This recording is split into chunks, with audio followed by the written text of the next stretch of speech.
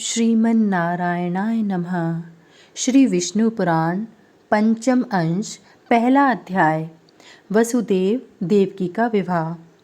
भार पीड़िता पृथ्वी का देवताओं के सहित क्षीर समुद्र पर जाना और भगवान का प्रकट होकर उसे धैर्य बंधाना, कृष्ण अवतार का उपक्रम। श्री मैत्रेयी जी बोले, भगवान, आपने राजाओं के संपूर्ण वंशों का विस्तार तथा उनके चरित्रों का क्रमश यथावत वर्णन किया। अब हे ब्रह्मऋषि, यदुकुल में जो भगवान विष्णु का अवतार हुआ था उसे मैं तत्वत और विस्तार पूर्वक सुनना चाहता हूँ। हे मुनि, भगवान पुरुषोत्तम ने अपने अंशांश से पृथ्वी पर अवतीर्ण होकर जो जो कर्म किए थे उन सब का आप मुझे वर्णन कीजिए। श्री पराशर जी बोले, हे मैत्रेय, तुमने मुझसे जो पूछा है वह संसार में परम मंगलकारी भगवान विष्णु के अंशावतार का चरित्र सुनो। हे महामुनि, पूर्व काल में देवक की महाभाग्यशालिनी पुत्री देवी स्वरूप देवकी के साथ वसुदेव जी ने विवाह किया। वसुदेव और देवकी के वैवाहिक संबंध होने के अनंतर विदा होते समय भोज नंदन कंस सारथी बनकर उन दोनों का मांगलिक रथ हाँकने लगा। उसी समय मेघ के समान गंभीर घोष करती हुई आकाशवाणी कंस को ऊंचे स्वर से संबोधन करके यों बोली, अरे मूढ़, पति के साथ रथ पर बैठी हुई जिस देवकी को तू लिए जा रहा है, इसका 8वां गर्भ तेरे प्राण हर लेगा। श्री पराशर जी बोले, यह सुनते ही महाबली कंस मयान से खड्ग निकालकर देवकी को मारने के लिए उद्यत हुआ। तब वसुदेव जी यों कहने लगे, हे महाभाग, हे अनग, आप देवकी का वध न करें। मैं इसके गर्भ से उत्पन्न हुए सभी बालक आपको सौंप दूंगा। श्री पराशर जी बोले, हे द्विजोत्तम, तब सत्य के गौरव से कंस ने वसुदेव जी से बहुत अच्छा कह देवकी का वध नहीं किया। इसी समय अत्यंत भार से पीड़ित होकर पृथ्वी गौ का रूप धारण कर सुमेरु पर्वत पर देवताओं के दल में गई। वहां उसने ब्रह्मा जी के सहित समस्त देवताओं को प्रणाम कर खेदपूर्वक करुण स्वर से बोलती हुई अपना सारा वृतांत कहा। पृथ्वी बोली, जिस प्रकार अग्नि सुवर्ण का तथा सूर्य गौ किरण समूह का परम गुरु है, उसी प्रकार संपूर्ण लोकों के गुरु श्री नारायण मेरे गुरु हैं। वे प्रजापतियों के पति और पूर्वजों के पूर्वज ब्रह्मा जी हैं तथा वे ही कला काष्ठा निमेष स्वच्छ अव्यक्त मूर्तिमान काल हैं। हे देवश्रेष्ठगण, आप सब लोगों का समूह भी उन्हीं का अंश स्वरूप है।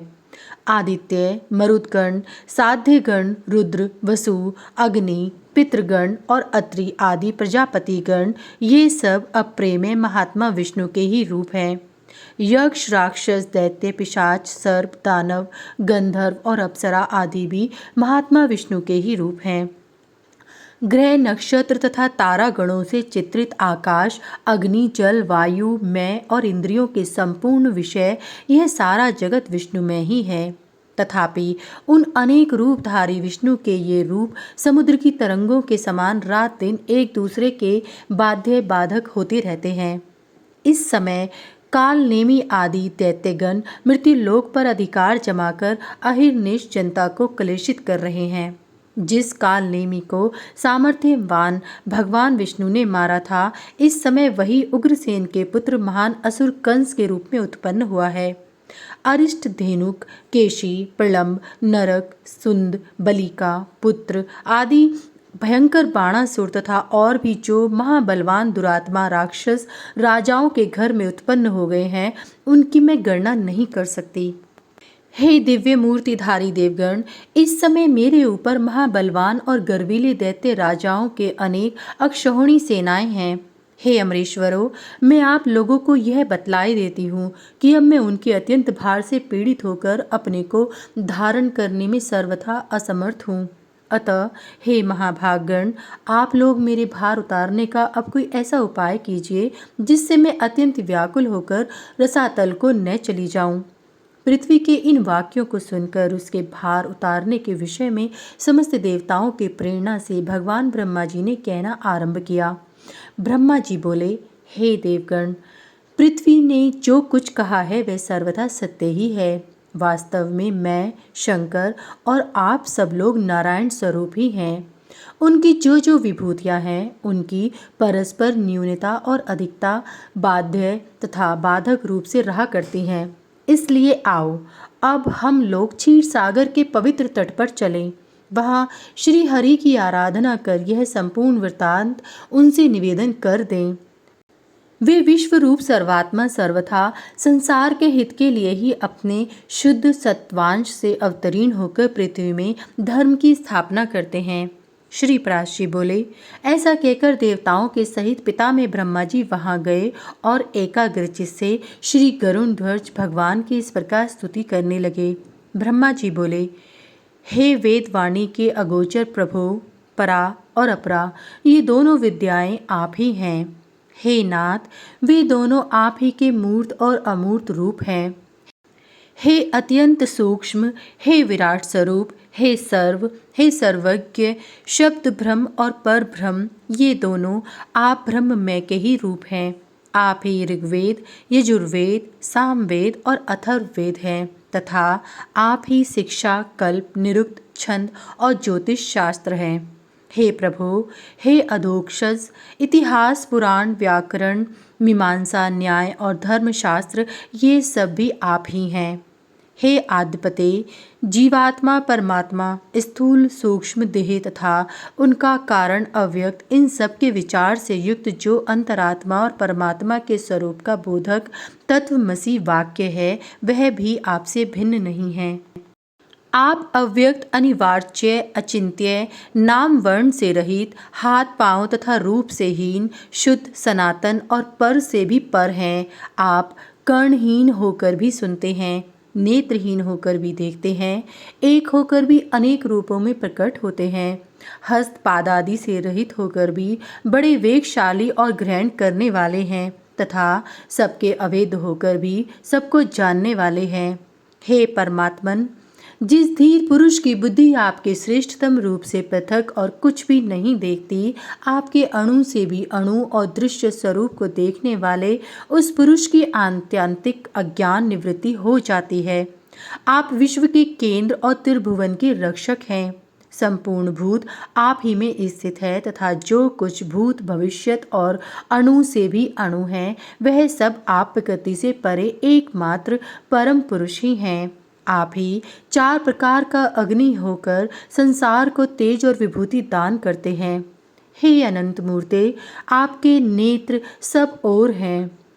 हे धात, आप ही त्रिविक्रमावतार में तीनों लोक में अपने 3 पग रखते हैं। हे ईश, जिस प्रकार एक ही अविकारी अग्नि विकृत होकर नाना प्रकार से प्रज्वलित होता है उसी प्रकार सर्वगत रूप एक आप ही अनंत रूप धारण कर लेते हैं। एकमात्र जो श्रेष्ठ परम पद है वह आप ही हैं। ज्ञानी पुरुष ज्ञान दृष्टि से देखे जाने योग्य आपको ही देखा करते हैं। हे परमात्मन, भूत और भविष्य जो कुछ स्वरूप है वह आपसे अतिरिक्त और कुछ भी नहीं है। आप व्यक्त और अव्यक्त स्वरूप हैं, समष्टि और व्यष्टि रूप हैं तथा आप ही सर्वज्ञ, सर्वसाक्षी, सर्वशक्तिमान एवं संपूर्ण ज्ञान, बल और ऐश्वर्य से युक्त हैं। आप ह्रास और वृद्धि से रहित, स्वाधीन, अनादि और जितेंद्रिय हैं तथा आपके अंदर श्रम, तंद्रा, भय, क्रोध और काम आदि नहीं हैं। आप अनिग्न, अप्राय, निराधार और अव्याहत गति हैं। आप सबके स्वामी, अन्य ब्रह्मादि के आश्रय तथा सूर्य आदि तेजों के तेज एवं अविनाशी हैं। आप समस्त आवरण शून्य, असहायों के पालक और संपूर्ण महाविभूतियों के आधार हैं। हे पुरुषोत्तम, आपको नमस्कार है। आप किसी कारण, अकारण अथवा कारण से शरीर ग्रहण नहीं करते बल्कि केवल धर्म रक्षा के लिए ही करते हैं।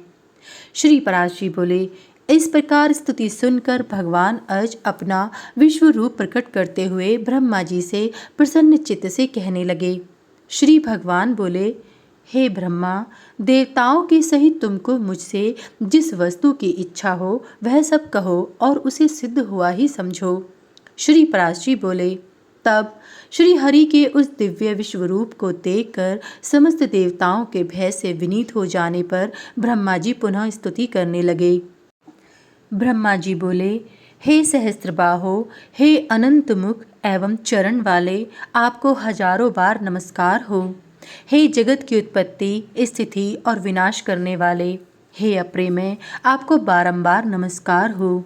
हे भगवान, आप सूक्ष्म से भी सूक्ष्म, गुरु से भी गुरु और अति बृहत प्रमाण हैं तथा प्रधान, प्रकृति, महतत्व और अहंकार आदि में प्रधानभूत मूल पुरुष से भी परे हैं। हे भगवान, आप हम पर प्रसन्न होइए।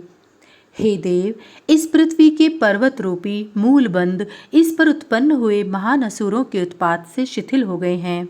अतः हे अपरिमित वीर्य, यह संसार का भार उतारने के लिए आपकी शरण में आई है। हे सुरनाथ, हम और यह इंद्र, अश्विनी कुमार तथा वरुण, ये रुद्रगण, वसुगण, सूर्य, वायु और अग्नि आदि अन्य समस्त देवगण यहाँ उपस्थित हैं। इन्हें अथवा मुझे जो कुछ करना उचित हो उन सब बातों के लिए आज्ञा कीजिए। हे ईश, आप ही की आज्ञा का पालन करते हुए हम संपूर्ण दोषों से मुक्त हो सकेंगे। श्री पराश जी बोले, हे महामुने, इस प्रकार स्तुति किए जाने पर भगवान परमेश्वर ने अपने श्याम और श्वेत 2 केश उखाड़े और देवताओं से बोले, मेरे ये दोनों केश पृथ्वी पर अवतार लेकर पृथ्वी के भार रूप कष्ट को दूर करेंगे। सब देवगण अपने अपने अंशों से पृथ्वी पर अवतार लेकर अपने से पूर्व उत्पन्न हुए उन्मत्त दैत्यों के साथ युद्ध करें। तब निसंदेह पृथ्वी तल पर संपूर्ण दैत्यगण मेरे दृष्टिपात से दलित होकर छीन हो जाएंगे।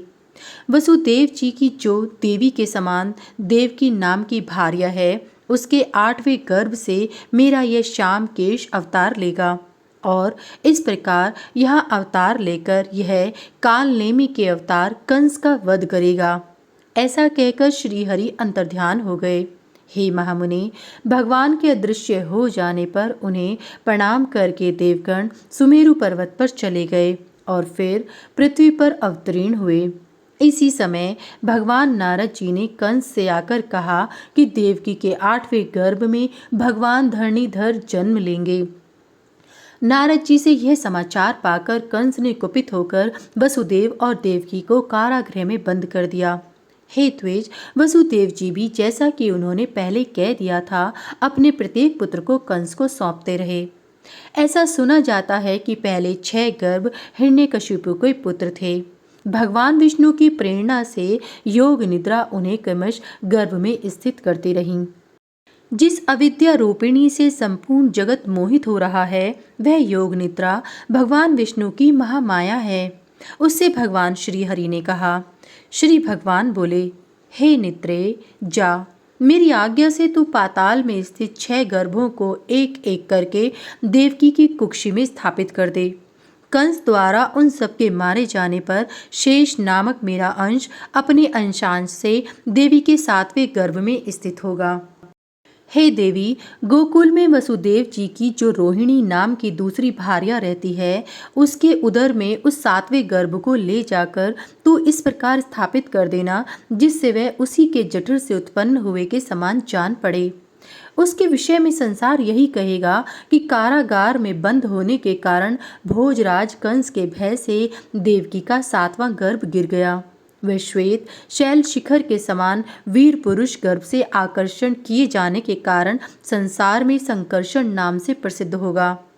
तदंतर हे शुभे, देवकी के 8वें गर्भ में मैं स्थित होऊंगा। उस समय तू भी तुरंत ही यशोदा के गर्भ में चली जाना। वर्षा ऋतु में भाद्रपद कृष्ण अष्टमी को रात्रि के समय मैं जन्म लूंगा और तू नौमी को उत्पन्न होगी।